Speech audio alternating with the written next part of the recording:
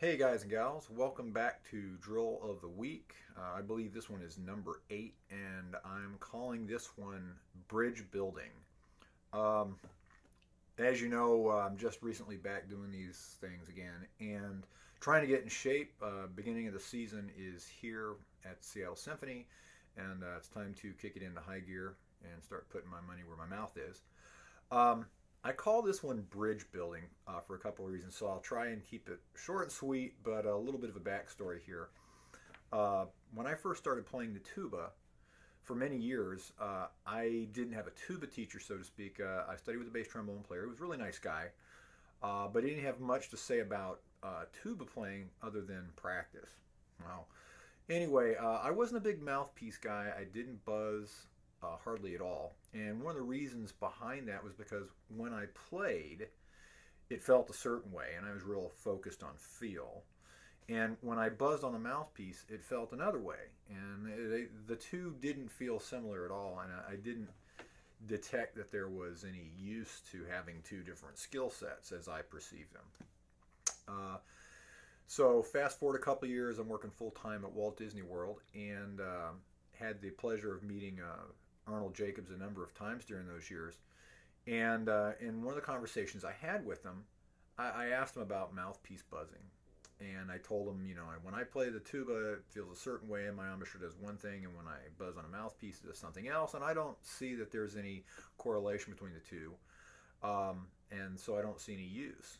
And he said to me in a way that only Arnold Jacobs could with that voice of his, uh, he submitted to me humbly that if what I was doing on the tuba was different than what I was doing when I was buzzing on a mouthpiece, what I was doing on the tuba was wrong. He didn't leave any gray area there. He's basically just put it out there. This is how it is. If you can buzz proficiently on a mouthpiece, then if you do that on the tuba, it'll work. However, if what you do on the tuba is different than what you're doing on the mouthpiece, there's a problem, and the mouthpiece is the benchmark. So anyway, fast forward a couple more years, I was converted, born again mouthpiece buzzer, and put it into my daily routine. Every day, I find some time to buzz something.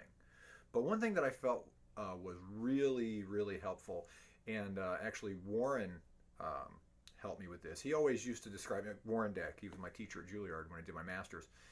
He was always, one of his teaching philosophies was, when you're trying to learn a new skill that you don't have the ability to execute yet, you need to try and relate it to a skill that you do have and build a bridge from what you have to what you want.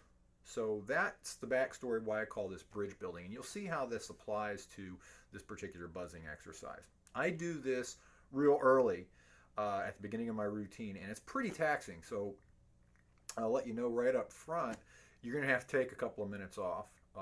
But I'll tell you, it'll get you horsepower from the first note of the day if you do this a couple times a week or something like it. First thing you're going to need is some gear. You're going to need a visualizer mouthpiece that you can plug into your tuba. I think this is an invaluable tool.